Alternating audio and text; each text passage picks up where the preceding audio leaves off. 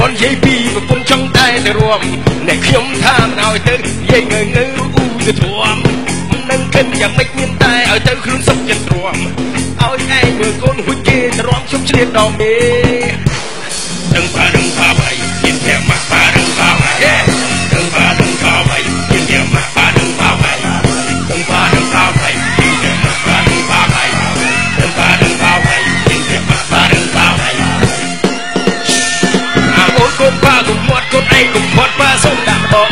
ដល់ជូលីនឹងដល់តនប៉ាសូមដាក់ដងកុំពាក់ម៉ាក់ឯងកុំរងមានពេលណាស់មិនមានជំនះមិនចាំបាទេម៉ែឯងមិនអីទេទៅរួមនឹងគេក្នុងភូបាត់ហើយ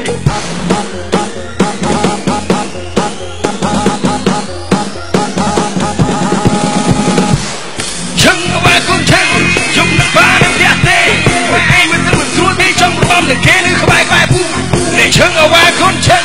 ជុំនឹងប៉ាសូមម្ដងចំរំជាមួយអ្នកផងប៉ាសូមម្ដងកុំមាត់ប្រាក់ម៉ែឯង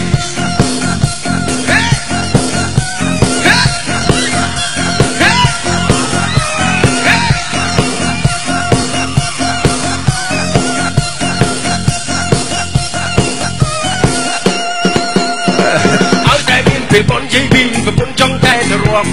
ខ្ញុំថាមិនឲ្យទៅយាយងើងើរូអ៊ូទៅធំមិនដឹងគិតយ៉ាងម៉េចមានតែឲ្យទៅខ្លួនសុខចិត្តទ្រាំឲ្យឯងមើលកូនហួចគេទៅរំខ្ញុំឆ្លៀតអស់មេអូនកូនប៉ាកុំមាត់កូនឯងកុំខាត់ប៉ាសូមដាក់ដងដល់ជូលីនឹងត្រតនប៉ាសូមដាក់ដងកុំប្រាប់ម៉ាក់ឯងកុំរនឹងមានទេណាស់មិនងាយជុំផ្ទះមិនចាស់បាទេម៉ែឯងមិនដឹងអីទេទៅរួមនឹងគេក្នុងភូមិបាត់ហើយ